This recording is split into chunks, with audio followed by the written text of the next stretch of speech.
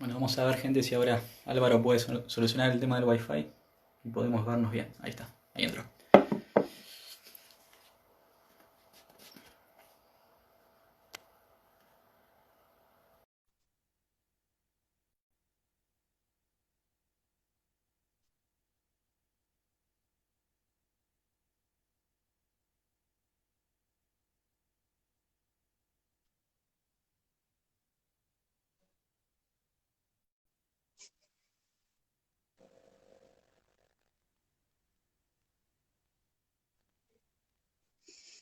Ahora estás ahí, por lo menos te veo, a ver.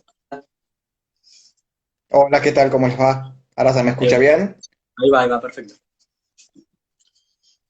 ¿Qué tal? ¿Cómo Bueno, están? ¿todo bien vos, Álvaro? Bien, todo bien. Me alegro. Siguiendo, acomodándome con esta cuareterna. Y como se puede, ¿no? La cual eterna, exactamente. La más larga del Tal mundo. cual. Récord Guinness. Un, Así que bueno. un espanto. Bueno, ya le estuve comentando a la gente sobre vos. No sé si querés comentar algo vos, yo ya estuve comentando. Y sobre el No, tema que no, no. vamos a hablar. Intuyo que tu presentación habrá sido muy adecuada y muy correcta, así que nada, me doy por satisfecho. Agradezco por la confianza. Y estuve explicando también sobre el tema, que vamos a hablar un poco sobre lo que tiene que ver con los cupos laborales, lo que se llama paridad de género, esa ley que se aprobó hace 3 años, si no me equivoco, de que tiene que haber 50% mujeres y 50% hombres de forma intercalada. Y más que nada estuve explicando un poco sobre, Ujú. y sobre si eso cumple el objetivo que supuestamente tiene, que es generar igualdad, o si por el contrario, genera desigualdad. Bueno, antes que nada, por una cuestión de honestidad intelectual, quiero aclararle a la audiencia que yo no soy un experto en este tema, pero por una cuestión de vivencia personal, por pertenecer, entre comillas, a una minoría, tal como se la entiende hoy, pero bueno, se la viene entendiendo hace muchas décadas, pero hoy más que nunca se hace una extrapolación y un uso abusivo de ese concepto. En mi caso, la minoría dada en llamar o autollamada LGBT, puedo decir que tanto por mi experiencia personal, por mis padecimientos personales, pero también por mi formación filosófica, política y sociológica, tengo una posición tomada que es una posición claramente contraria a la existencia de este tipo de acciones y de políticas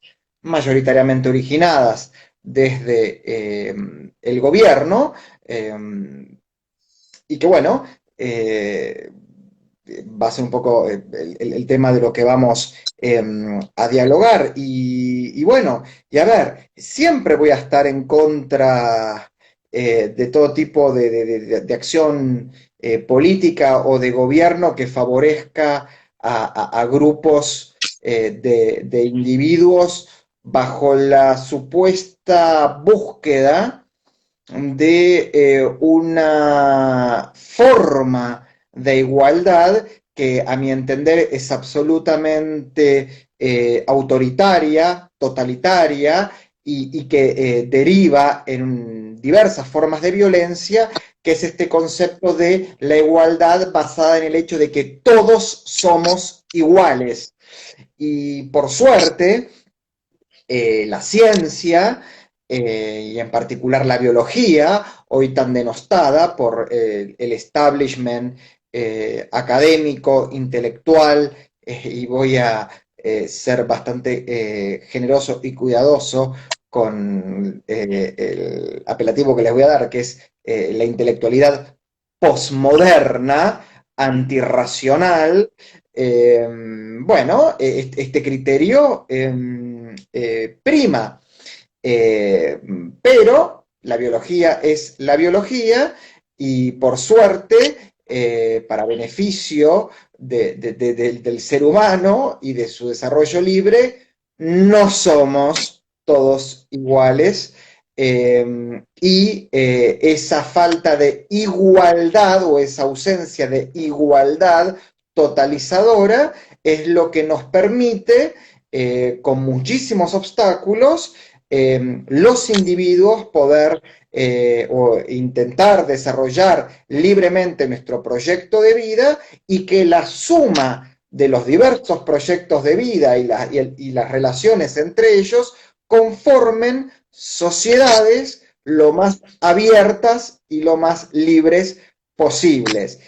Estoy planteando esto en términos no totales, quiero decir, no hablo de sociedades abiertas, sino intentos de sociedades abiertas, porque claramente las circunstancias que hoy estamos viviendo, si bien son incomparables y para mejor las actuales a las que se vivieron hace 50 años atrás, donde conocimos los fenómenos totalitarios más criminales y peligrosos y atentatorios contra la libertad que ha visto la humanidad, como fue el nacionalsocialismo, el fascismo, los nacionalismos de extrema derecha y el colectivismo comunista en todos sus criminales y pelajes, ¿no? El castrismo, el maoísmo, el estalinismo, los comunismos del sudeste asiáticos, los comunismos que se manifestaron a través de los grupos armados. Por eso digo, si bien no estamos viviendo esa época, que comparada con la de ahora fue terriblemente peor, estamos viviendo épocas en donde con otras metodologías y con otros actores, el modelo de sociedad abierta, el modelo de sociedad libre y el pleno y libre desarrollo del proyecto de vida de cada individuo vuelve a estar en riesgo. Entonces, dicho esto, claramente estas políticas son un obstáculo más para ese modelo de sociedad abierta y libre que pregono. Y vos creo que en un momento preguntaste si efectivamente este tipo de políticas lograban su cometido. No, claramente además son sumamente ineficaces. ¿Por qué? Porque estas políticas que supuestamente buscan ser inclusivas e integradoras, terminan siendo todo lo contrario, exclusivas y absolutamente exclusoras. ¿Por qué?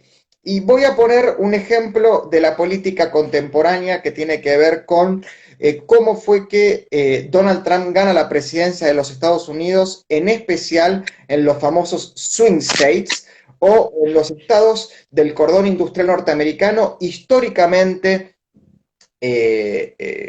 abocado al voto demócrata. ¿Por qué? Por las políticas de acción afirmativa y de discriminación positiva que los gobiernos demócratas aplicaron principalmente en las gestiones de Bill Clinton y de Barack Obama en materia de política laboral. Uno podía encontrar en estados como Ohio, como Pensilvania, como Wisconsin, que un abuelo, un padre y un nieto ejercían un oficio, ese oficio lo ejercían en una fábrica, como empresas centenarias, ese oficio se transmitía de generación en generación, y donde lo que primaba era el mérito y la habilidad de esos trabajadores, y de repente, por estas políticas aplicadas, y también tendría que agregar, perdón, el gobierno de Jimmy Carter, que no lo voy a sacar, o sea, son 3 gobiernos demócratas los que profundizaron una política que, mira,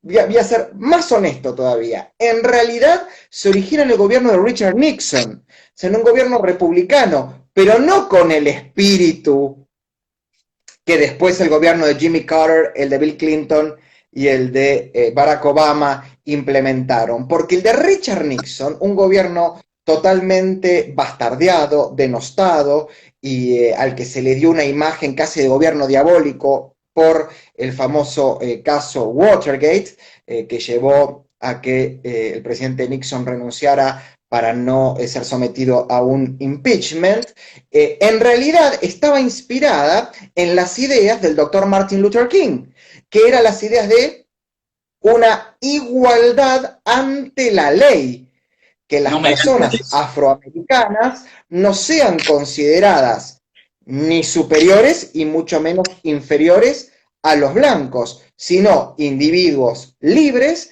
que se deberían respetar sus derechos y sus garantías, ¿no? Como cualquier otro ciudadano, y que tenían que responder con igualdad, ¿no?, de responsabilidad frente a la ley. Eso era el sueño de Martin Luther King, y que, oh casualidad, el presidente Richard Nixon, un presidente republicano del mismo partido de Abraham Lincoln, que lleva a la abolición de la esclavitud, inicia estas políticas, por ejemplo, eliminando definitivamente la segregación en las escuelas, la segregación en el transporte público, la segregación en los órganos de la administración pública, pero ojo, siempre contemplando los criterios de habilidad y de mérito. Por ejemplo, para acceder a un trabajo en la administración pública y a un trabajo en la actividad privada.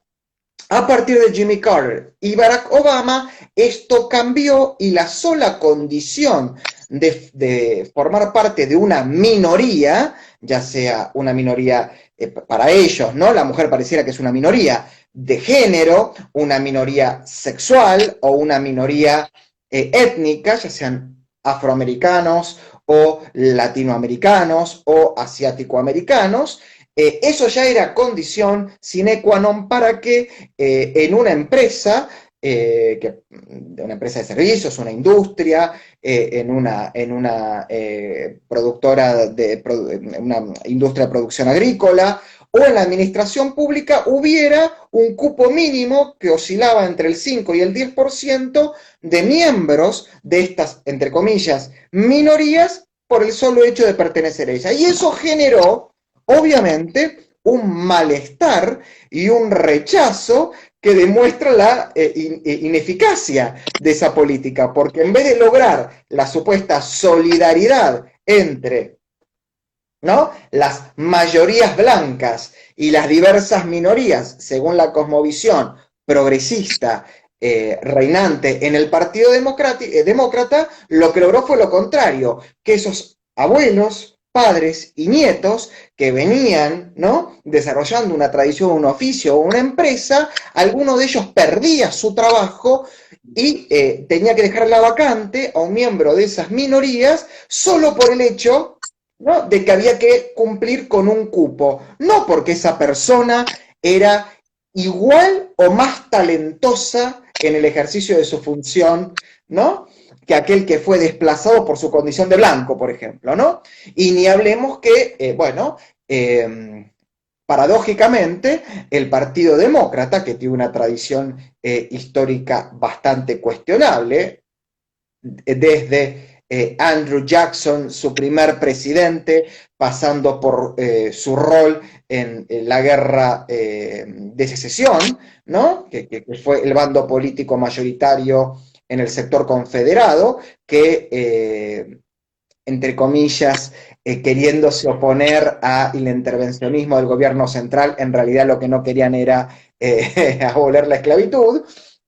Y que después, durante la década del 50 y 60, los famosos Dixiecrats o Southern Democrats, o sea, demócratas del sur, fueron los más virulentos opositores a las leyes de las civil rights, de derechos civiles, que promulgaron, que empezaron a promulgar gobiernos como el de Eisenhower, el de Kennedy y el de Lyndon Johnson, que cuando fue senador, fue un senador del sur demócrata totalmente contrario a la idea de eliminar la segregación. Bueno, todo esto que generó que mucha gente que históricamente era votante demócrata empezara a volcarse hacia el Partido Republicano, y principalmente a una figura como la de Donald Trump, que construyó su discurso político con una oposición total a este tipo de medidas. Así que esto demuestra que claramente han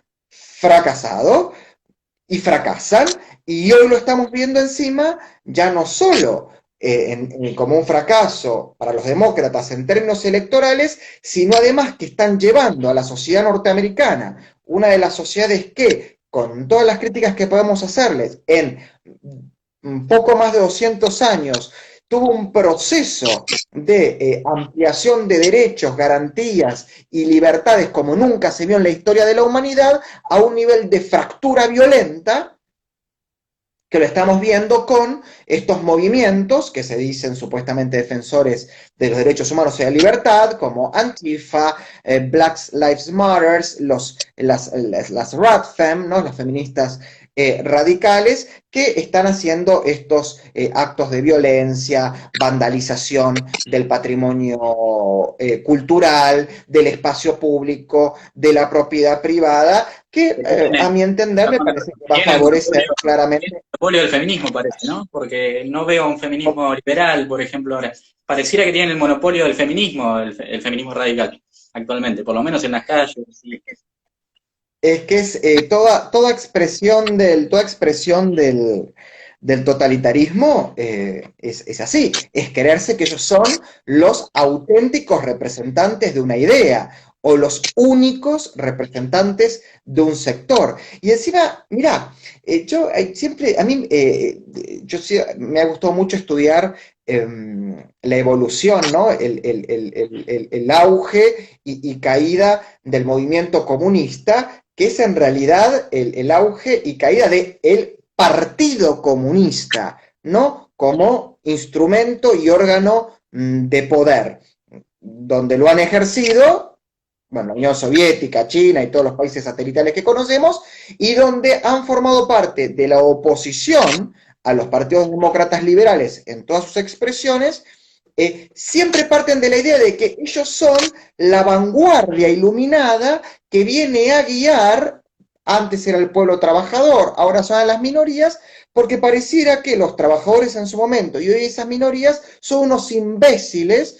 unos borregos que si no pueden ser guiados y dirigidos por estos iluminados, bueno, no van a poder nunca lograr vivir en plenitud sus vidas, ¿no? Qué contradicción para aquellos que hablan, se llenan la boca tanto hablando de libertad, de igualdad, de solidaridad, de ecuanimidad, ¿no? Y sin embargo son ellos los que arman como un sistema de castas, ¿no? Los que guían, los que dirigen y los dirigidos. Bueno, hoy lo estamos viendo y se ha generado este famoso fenómeno no en mi nombre, ¿no? O sea, yo no hablen en mi nombre, le digo a una comunidad LGBT que no sé quién la elige, cuál es su legitimidad de origen, su legalidad sí, porque son organizaciones reconocidas por los estados, cumplen con las normas vigentes, bueno, hasta que obviamente no cometen actos de violencia. Pero ¿cuál es su legitimidad de origen?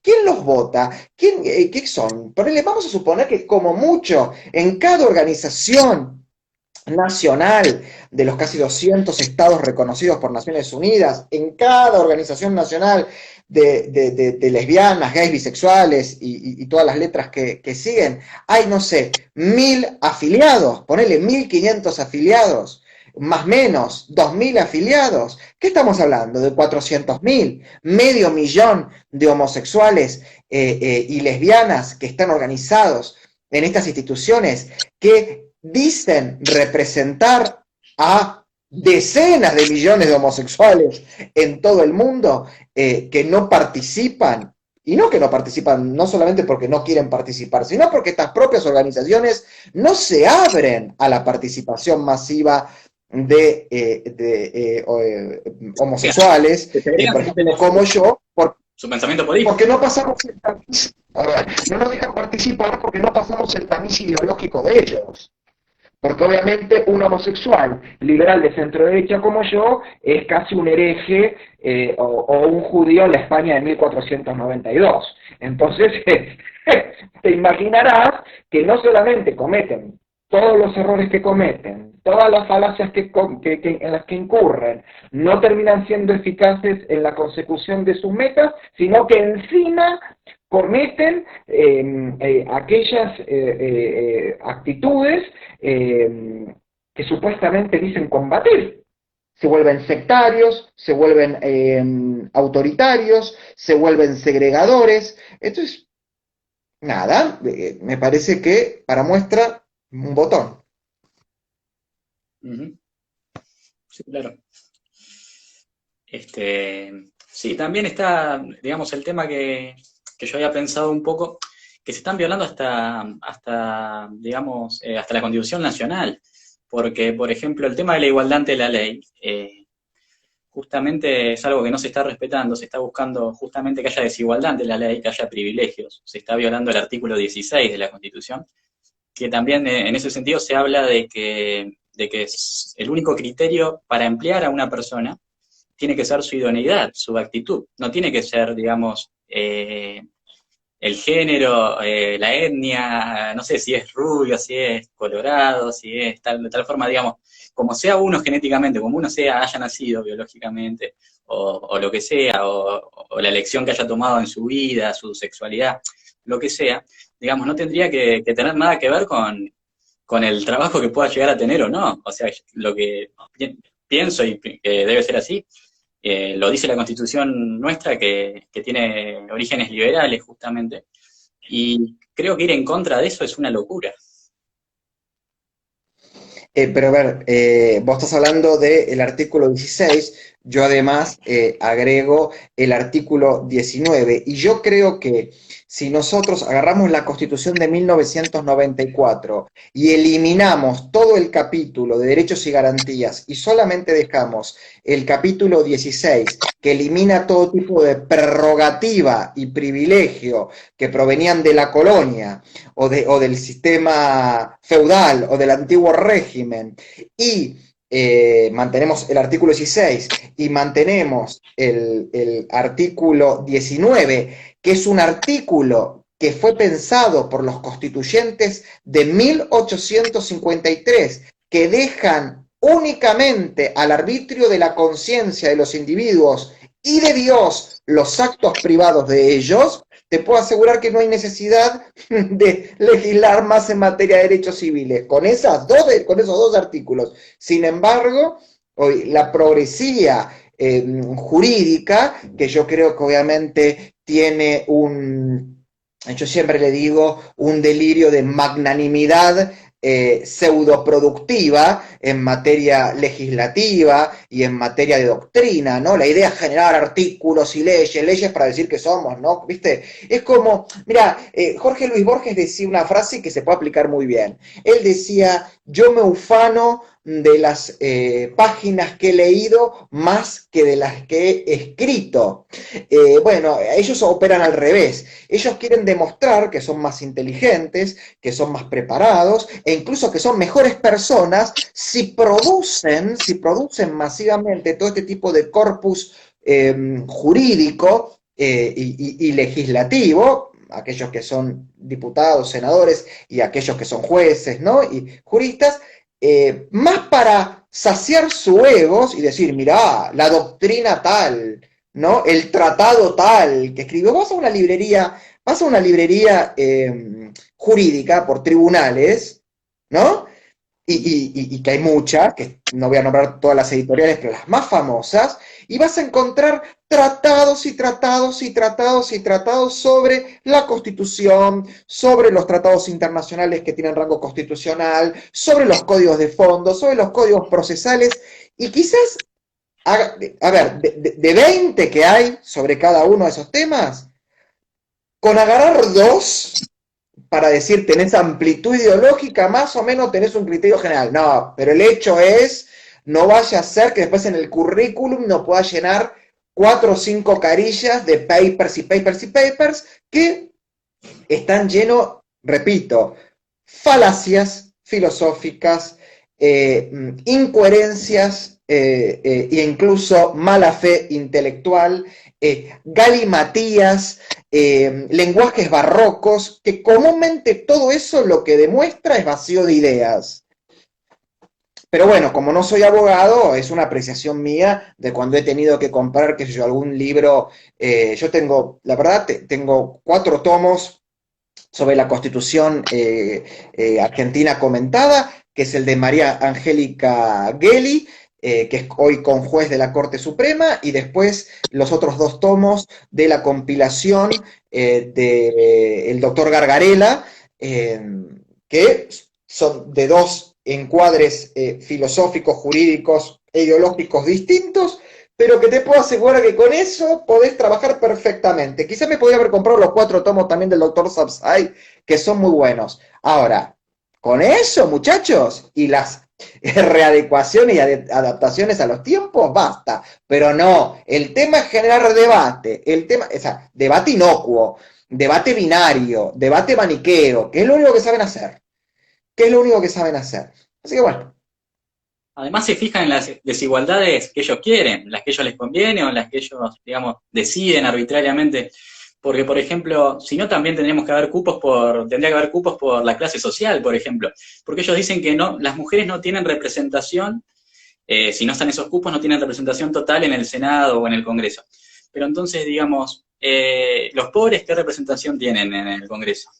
Si vamos al caso. O sea, ellos buscan las desigualdades que quieren. Las eligen de forma arbitraria también.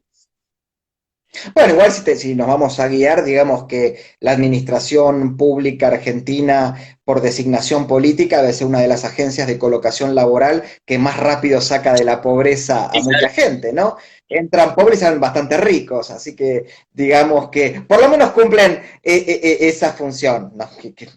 En este momento el detector de sarcasmo tipo en Los Simpsons debe estar explotando. Lo que sí me gustaría, y porque como yo soy un tipo bastante coherente, o sea, lo que pienso lo digo y como pienso digo actúa, me rompe soberanamente las pelotas estar leyendo permanentemente en cualquier entrevista que me hacen gente que pone un nombre, un apellido y al lado la palabra comunista o la palabra nazi, y a veces quisiera saber si realmente saben lo que significa ser nazi y ser comunista, porque ¿sabes qué es lo peor de todo? Ni lo estoy Pero leyendo. ¿sabes qué es lo peor de todo? Te voy a explicar algo. ¿Sabes qué es lo peor de todo? No solamente que no la aciertan con quién lo aplican, sino que cuando lo tienen que aplicar, y hay gente que es notoriamente colectivista de extrema derecha y colectivista de extrema izquierda, ergo, nazis y comunista, no lo dicen, no los nombran, no los adjetivan así. O sea, me parece gravísimo que pase eso en el debate. Y perdóname, esto no es que te lo estoy achacando a vos, no tiene nada que ver con aquellos de los que se conectan, pero cada vez que lo leo me genera realmente una revulsión absoluta, porque cuando yo adjetivo políticamente a alguien, porque es un término político decirle a alguien nazifascista o comunista, lo hago, aún a riesgo de equivocarme, con una, digamos, una argumentación sustanciosa de mis criterios. No, viste, Macri comunista, que me parece un dislate absoluto, o qué sé yo, Patricia Bullrich nazifascista. Me parece que estamos criticando que tenemos un establishment progresista pernicioso para las ideas de la libertad, y muchas veces aquellos que se autoperciben defensores de la libertad replican la misma perniciosidad, ¿no?, de aquellos que estamos en los que estamos en una batalla cultural, que son nuestros adversarios en esta batalla de ideas. Así que también es bueno, no digo plantearlo, porque tengo miedo que el día que quieran poner cuotas para idiotas, ya sería bastante grave. No sé si los pedirían o no, por ahí no se dan cuenta que son idiotas. Pero bueno. Bueno. Ya nos fuimos bastante, ¿no? Pero sí, es una lástima que comenten esas cosas. Pero bueno, también tienen la libertad de expresión de hacerlo, ¿no? Qué sé yo. No, por supuesto, todo el mundo tiene la libertad de ser un imbécil.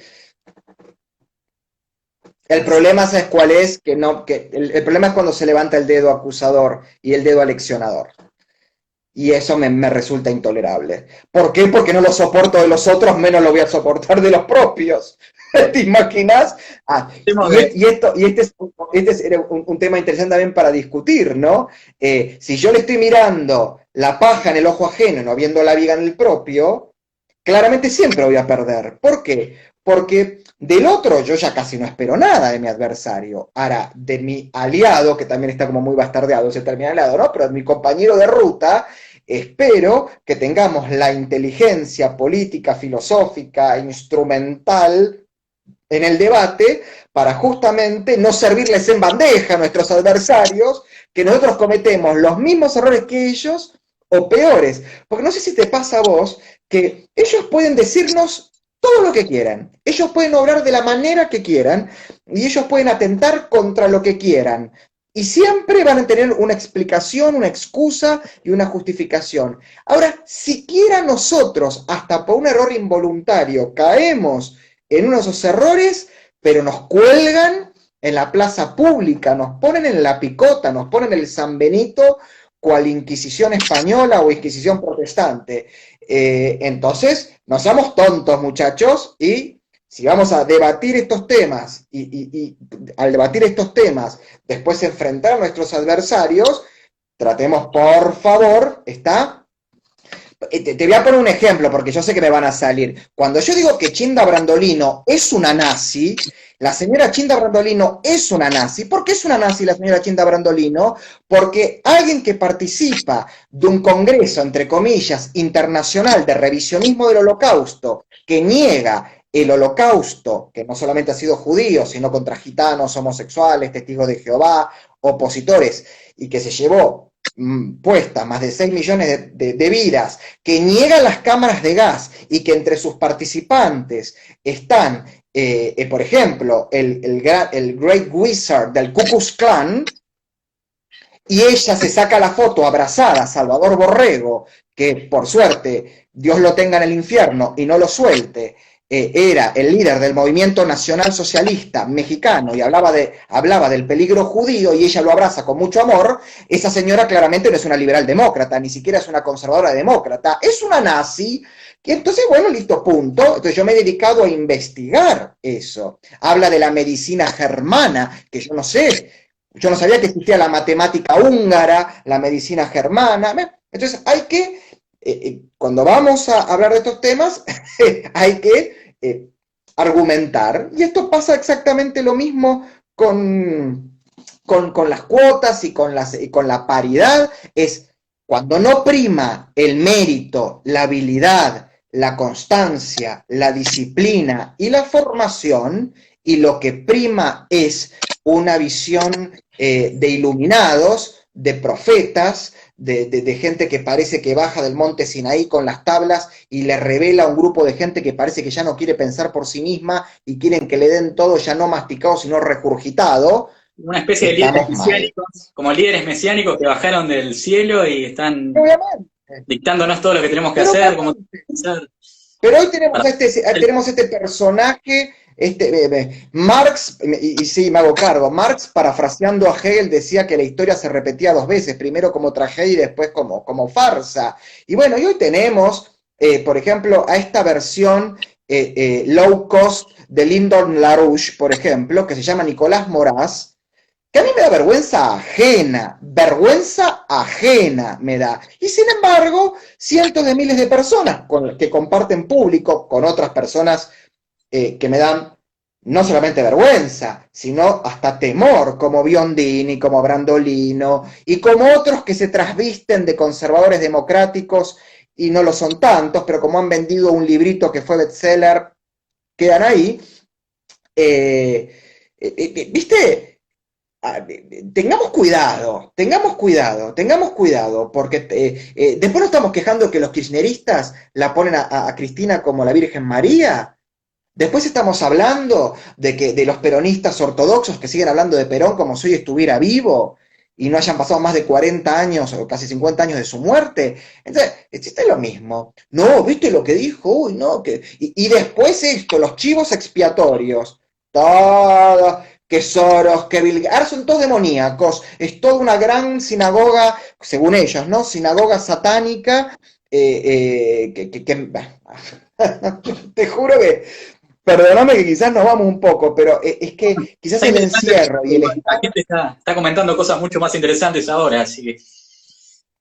No, pero es que además uno está ahora frente a la computadora, yo con 3 trabajos centralizados en mi mismo escritorio, y me aparecen sugerencias, estos videos, donde un mocoso que tiene 25 años, que dice que hace 10 años viene investigando a la Sinarquía Internacional, o sea, desde que tiene 15, desde una habitación con una pared roja que dice que está en un exilio, nunca revela una fuente, y cuando le preguntas sobre su fuente, lo único que te puede decir, no sé, Arial 12, o Times New Roman, o Cambria, no sé qué fuentes te puede decir, Álvaro, está bueno es un esto de, fenómeno en el debate. A mí me parece peligrosísimo todo esto, peligrosísimo. digamos, ponerlo de forma positiva, digamos, como para lograr cierta unión, creo que me parece muy importante porque esto al final parece que estamos con ideas totalmente contrarias y se supone que tenemos ideas similares. Se supone que es liberal la gente que está acá. Bueno, no lo sé, pero yo supongo que serán liberales. Ah, sí, sí, sí. Bueno, sí, sí. Es que es el mismo problemita de la autopercepción. ¿Viste? Como el que se autopercibe, que tiene, el que tiene 70 años y se autopercibe 5 años. Bueno, Nicolás Moraz se autopercibe liberal y anarquista y se pone en un banner, ¿no? Al lado de Spooner, de Spencer, de Thoreau, como si estuviera, y al lado de Alberti, o sea, bueno, y yo también me autopercibo rubio, 1,90 m y creo que soy Brad Pitt, y no lo soy, muchachos. Entonces, si estos van a ser si estos van a ser los paladines de la lucha contra el colectivismo de izquierda, muchachos, pues ya hemos perdido la guerra. No la batalla, la guerra perdimos directamente. Sí, bueno, pero digamos, en términos prácticos, siendo pragmáticos, se supone que hay gente que va a votar por un modelo de país más o menos similar al nuestro, así que yo creo que tendríamos que buscar saldar un poco esas diferencias, porque la verdad es una pena esto. Porque si no, ahí sí ¿Vos que crees que perdemos una la batalla persona que siga... electoral, ¿eh? Perdemos la batalla electoralmente ahí, si no nos ponemos todos de acuerdo. Pero te hago una pregunta, ¿vos crees que un votante de Biondini, vos crees que un votante de No, Biondini, no, no. un Esta seguidor de gente de Chinda acá, Brandolino, tiene el mismo modelo de sociedad que nosotros? no, no, esta gente que se comenta acá se supone si está en el vivo, no sé. Pero Ah, eso digo yo. Ahora, ah. Yo, ¿te imaginas? Hay 2 cosas que a mí me hubiera encantado ser siempre. Mosca, para estar en algunas reuniones, y a veces neurona, para estar en la mente de algunas personas, si es que tienen neuronas. Pero bueno, supongamos que sean mononeuronales, ser la única neurona que tienen y estar ahí, en la mente de ellos. No soy ninguna de las 2 cosas, así que te imaginas que me es muy difícil poder pensar qué es lo que le pasa a la gente. Todo este tema de entran a los vivos a injuriar, a calumniar, a decirte insultos, es terrible. Por eso yo siempre voy a estar, sin formar parte orgánicamente, acompañando proyectos como el de ustedes, como es el de Unidos. Esto no quiere decir que yo voy a ser votante de Unidos, dirigente de Unidos, candidatos, pero el proyecto, ¿por qué? Porque tanto Unidos como el espacio republicano que lidera Ricardo López Murphy con Recrear y el Partido Libertario, los sectores fuertemente de centro derecha que existe en Juntos por el Cambio, y lo lamento para muchas personas, es la oposición mayoritaria en este país con el 41% del electorado en la última elección, el Frente Libertario que compone algunos partidos de centro derecha, están, creo, por primera vez asumiendo una responsabilidad, un imperativo categórico de constituirse en instrumentos políticos partidarios, programáticos, o sea, con una propuesta de gobierno, con proyección a ser gobierno y a mantener y sostener el poder. Y todo esto sin culpa. Está sin temor a las descalificaciones por parte de los otros. Por eso yo acompaño, que soy nadie, pero por lo menos aporto mi grano de arena en brindar estos vivos y darles todo mi apoyo, todo mi solidaridad para los embates que sufren también de un sistema político que lo que buscan es que este tipo de fuerzas como ustedes no crezca, porque claramente no le viene bien al sistema. Ahora, los señores que están en las torres de marfil y no bajan al barro de la historia, y encima me levantan el dedito aleccionador, y encima se dicen ser liberales, qué sé yo, cuando en realidad son lobos vestidos de cordero, no. Desde el pinche anónimo que entra a cualquier tipo a insultarme hasta los que realmente tienen poder. Eso van a estar siempre en la vereda enfrente mía. Acá Al igual que los colectivistas de Mariposa izquierda. dice, ¿cómo nos unimos todos? Hay muchos intereses por ahí. Es que otra cosa, la visión de unidad nacional, unidad de todos, es totalizante y es autoritaria. ¿Por qué nos tenemos que unir todos? Pero en términos pragmáticos, Todos. ¿tampoco te parece, Álvaro? Así Sí, de claro, la pero derecha, el liberalismo. claro, dentro de, no sé, 5 o 6 puntos en común y básicos.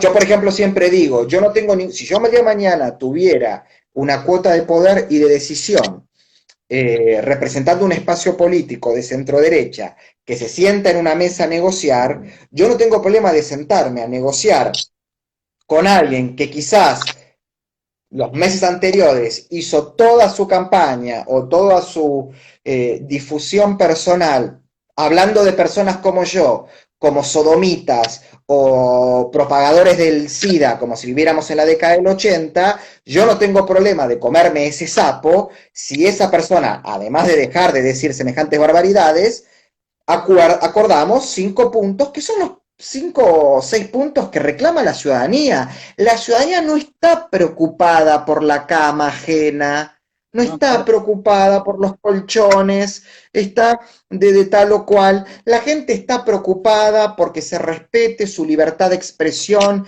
y de conciencia, que se respete su propiedad privada, que se respete su derecho a circular libremente por todo el territorio nacional, que se le respete el derecho a ahorrar en la moneda en la que quiera ahorrar y disponer de ella, de que el espacio público que sostiene, o los bienes públicos que sostiene con sus impuestos, estén bien cuidados, funcionen y no sean vandalizados. Esto es lo que demanda, ¿no? Y que se luche contra el crimen organizado. No estar permanentemente hablando de temas binarios y maniqueos que obviamente están al servicio de nuestros adversarios. Bueno, eso pasa internamente en nuestro partido, y yo siempre le digo, pero tenemos 5 o 6 puntos en común, como vos decís, más que nada en términos económicos, en términos de lo que es seguridad, en términos, digamos, lo principal hoy en día. Tenemos 5 o 6 puntos en común todos, pongámoslo sobre la mesa, esos 5 o 6 puntos, y todos, si coincidimos con eso, me parece que después estar hablando de temas más sociales o culturales, como aborto sí, aborto no, tal cosa sí, tal cosa. Creo que tenemos que ir primero por lo más inmediato, por el tema económico, que creo que es fundamental hoy en día, y yo lo planteo siempre en los grupos, porque surgen todos estos temas que está bien que surjan, surge el debate, pero hay gente que se termina yendo del partido, ¿viste? Se terminan peleando. Entonces yo digo, vamos a poner los puntos en común, después las diferencias las vemos, pero vamos a ir por lo económico, que me parece lo principal hoy en día. No es solamente igual lo económico, pero a ver, por ejemplo, digo, yo puedo tener una posición a favor o en contra del aborto, a favor o en contra de la separación del Estado y de cualquier institución religiosa, que no es de la fe, es otra cosa. Puedo estar... no traigas a la mesa ese debate, ni a favor ni en contra de ninguna posición, porque eso va a ir hacia la ruptura. Trae, ¿sabes qué? Políticas para mejorar la macroeconomía, para estimular la iniciativa privada, para generar empleo, para generar riqueza genuina. Trae eso a la mesa. Trae políticas de cómo combatir la inseguridad, el crimen organizado, cómo impedimos que este país no se transforme en el coto privado de la narcopolítica. Trae a la mesa una de inserción internacional pragmática, realista, inteligente, que asumamos nuestro lugar periférico, pero que tengamos una política de alianzas donde quizás cedamos un poco más nosotros, porque nosotros no tenemos el peso de las grandes potencias, pero que en la ecuación lo que recibamos de aquellos que sean nuestros aliados sea siempre en mayor beneficio de nosotros y no en detrimento, que tengamos una política de defensa nacional del siglo XXI y no pensando que estamos viviendo en el proceso y siguen hablando de los soldados como si fueran los soldados del proceso, que encima lo ven con una visión miope de la historia. Traigamos eso, ¿no? Verde, celeste, laicos, creyentes, Una visión porque del no Estado que sirve para nada. se supone que la compartimos, una reducción a su máxima expresión, si se quiere, del Estado, una reducción lo máximo posible, una reducción importante también en la presión tributaria, obviamente en lo que es el gasto público, digamos, a eso, cuando hablaba de lo económico me refería más que nada a eso, que se supone que tenemos, en eso coincidimos, una persona que es más conservadora con una persona que no importa si es más progresista, si se quiere, en el sentido eh, de lo cultural, lo que se llama progresismo, digamos, como que hay que poner los puntos en común. Si te vas a estar hablando de aborto sí, aborto no, tal cosa así, de cultural, ya te vas del debate en serio. Y también la seguridad, obviamente, cuando hablo de sus funciones esenciales, más que nada la seguridad y la justicia, que es lo que tiene que cumplir el Estado. Si estamos de acuerdo en eso, creo que lo otro es secundario. Mira, yo acá está entrando mi querido amigo del Punto Medio, que es un gran portal de noticias también, que tiene una visión muy parecida a lo que yo espero de un portal de noticias, pero que la erra al decir Macri y Pichetto son lo viejo. Mira, aún suponiendo de que Macri y Pichetto no sean titulares del 41% del electorado, como mínimo son titulares del 30% del electorado, por lo cual solo con Macri y Pichetto no se gana, sin Macri y sin Pichetto tampoco. ¿Está? Entonces, me parece que ahí donde actúa el pragmatismo. Y también me parece, y ya que estamos hablando de no políticas de discriminación positiva solo por el hecho de ser una minoría, sino hablar de el mérito, hablar de la formación y hablar de la experiencia, me parece que también para ser analista político y al que le quepa el sello que se lo ponga, hay que también tener mucho conocimiento de lo que te diría hasta padecen los dirigentes políticos a la hora de ejercer la función pública, porque también es muy fácil, y yo siempre digo, el gran cáncer de la política de la sociedad argentina, perdón, el gran cáncer de la sociedad argentina es que en una mesa de café vos tenés cinco personas y tenés ministros de economía, cancilleres, directores técnicos de fútbol, epidemiólogos. Ahora, después salen de ahí y no te quiero decir a qué se dedican. ¿Pero me explico? Locio. Y eso también atenta contra una sociedad basada en el mérito, en la habilidad, en el esfuerzo y en la formación. Entonces hay que tener mucho cuidado, porque yo tengo 18 años de vida laboral, casi 20 años de vida laboral, ¿no? En blanco, digamos, ¿no? Pues después también antes tuve trabajitos que no, de chico, 17, 18 años, que eran los que podíamos conseguir. Pero 18 para 19 años de vida laboral, de los cuales 6 dediqué a la actividad pública, el resto a la actividad privada. Y solo yo sé cuántas cosas injustamente se nos achaca a los funcionarios públicos, porque se generaliza una imagen de funcionario público basado quizás en hechos reales, porque ñoquis hay, porque gente ineficiente hay, porque gente que ingresa por cuña y no por mérito lo hay, pero no lo son todos. Y sin embargo, lo tenés que parecer. Entonces termina generando, ¿sabes qué? Un desincentivo total, porque vos decís, ¿para qué me voy a esforzar como funcionario público en generar políticas que favorezcan a la sociedad argentina si al fin y al cabo me van a meter en la misma bolsa que el resto? Y eso comúnmente lo hace aquel, supongamos de que está en el sector privado, hay algunos que ni siquiera trabajan en el sector privado, señorcitos de 17 y 18 años que después de haber visto 2 videos y leer un PDF, se creen que son Milton Friedman. Entonces, ya que estamos hablando de esto, cuidado, ¿no? Porque tenemos una sociedad, ¿no? Que tiene un océano de opiniones, y recordemos que la opinión es la escala más baja del conocimiento, y ese océano de opiniones tiene 3 centímetros de profundidad. Sí, digamos. Más que nada me gustaba terminar haciendo una reflexión de este tipo porque pasa mucho. Hay mucha división de forma interna en el partido, como te digo. no me quiero imaginar si cuando tengamos que confluir con los otros, con los otros espacios de la centro derecha y demás, que creo que es una necesidad, creo que los referentes del partido y todo lo están diciendo desde un comienzo. Entonces digo, vamos a ponernos las pilas y vamos a poner los puntos, 5 o 6 puntos en común, como vos decís, y vamos para adelante, porque si no, nos vamos a quedar estancados, vamos a seguir con este modelo que nos viene empobreciendo hace 90 años, y vamos a seguir también, como vos decís, hablas de la seguridad y demás, con una seguridad, con una justicia garantista, con un sistema en el que se defienda al delincuente por sobre la víctima. O sea, es un desastre esto. O nos ponemos las pilas o vamos a seguir con lo mismo. Como se ponen las pilas los sectores de la izquierda, ¿no? Que para eso andan muy bien, para acordar entre ellos, para dejar de lado las diferencias, la diferencia nuestra. Sí, y para hacer marchas, y para generar discusiones binarias, y para generar conflictos, son los mejores. Ahora, de la izquierda no te sale un Elon Musk, eso Nosotros seguro, ¿eh? Generamos conflictos de la izquierda actual. Nada más.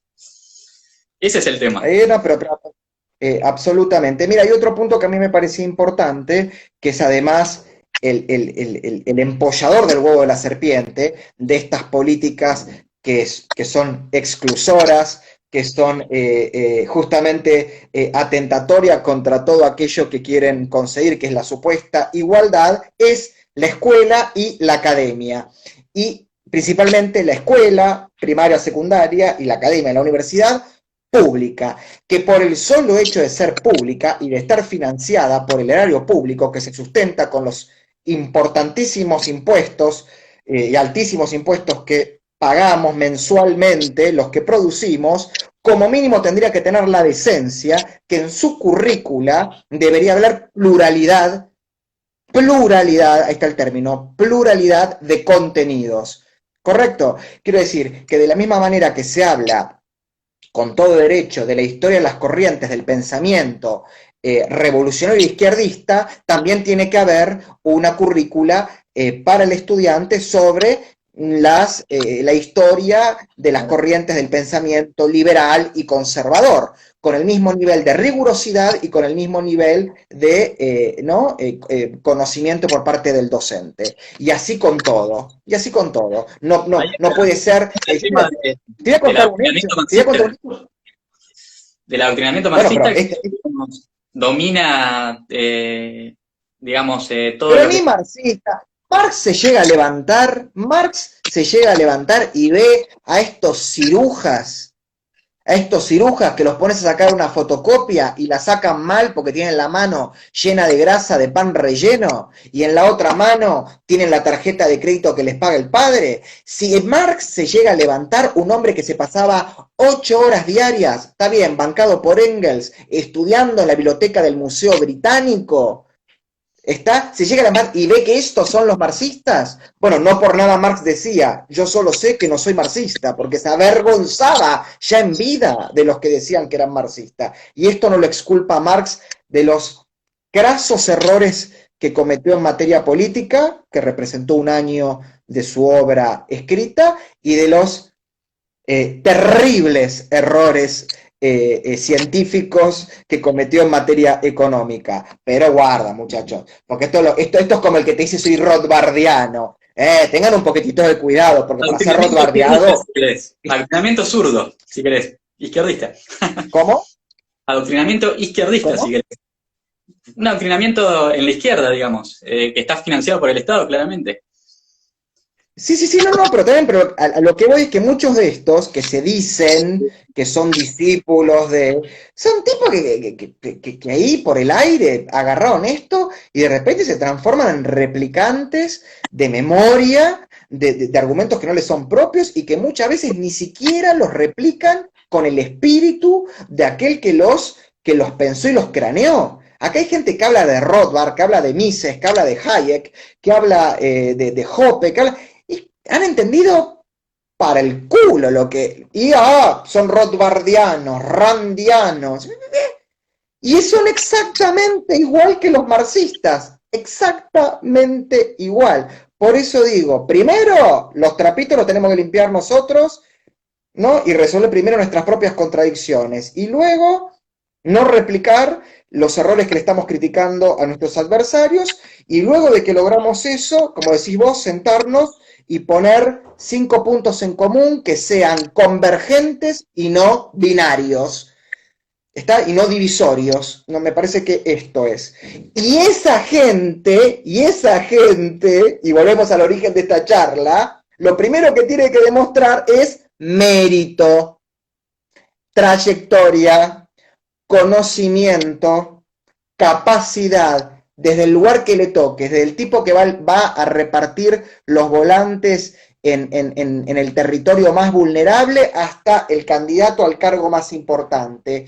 No hay diferencias ahí. El mérito, la capacidad y el conocimiento se tiene que replicar en todas esas instancias. Basta del tema de los números puestos, esto de que, yo soy candidato natural porque yo soy... yo sí tengo que estar porque yo vengo con lo que... No, eso es replicar lo que hace el populismo colectivista. Hay que El fomentar famoso pergamino. en Unidos proponemos eso, fomentar la competencia, buscar la competencia y que sea el mismo votante el que demande nuestra oferta, digamos, la oferta que cada uno, la oferta electoral que cada uno hace, que sea por la demanda de los afiliados, que uno puede llegar a cualquier puesto, digamos, a ir primero, segundo, tercero, por la propia demanda. Totalmente, totalmente de acuerdo. Eso me parece muy importante marcarlo, ¿no? Porque hay gente que está acostumbrada a esto de elegir a dedo a tal candidato porque es más popular, porque es esto, porque es lo otro. Viste que pasa mucho. Totalmente de acuerdo. Si te gustan las propuestas, digamos, votás a tal candidato. Si te gustan las propuestas. Por eso también podemos tener posturas un poco diferentes dentro de estos 5 puntos, ponele un ejemplo. Pueden ser más, pueden ser algunos menos, ponele más o menos 5 o 6 puntos en común, digamos. Que la gente después pueda tener sus diferencias y que vote al candidato que mejor lo representa, ¿no? En vez de estar peleando tanto, votá al candidato que mejor te representa o presentate vos y ganá las elecciones vos. Totalmente. Y te voy a decir algo, y ahora mirá vos, debo ser el único que se pone crítico cuando le elogian. Yo agradezco enormemente los elogios que estoy recibiendo de la audiencia, elogios de los que creo que no soy merecedor. Y mucha gente me pone, qué impresionante lo que sabes. Mira, yo tengo 39 años, o sea, voy ya casi para los 40 y una vida ya vivida.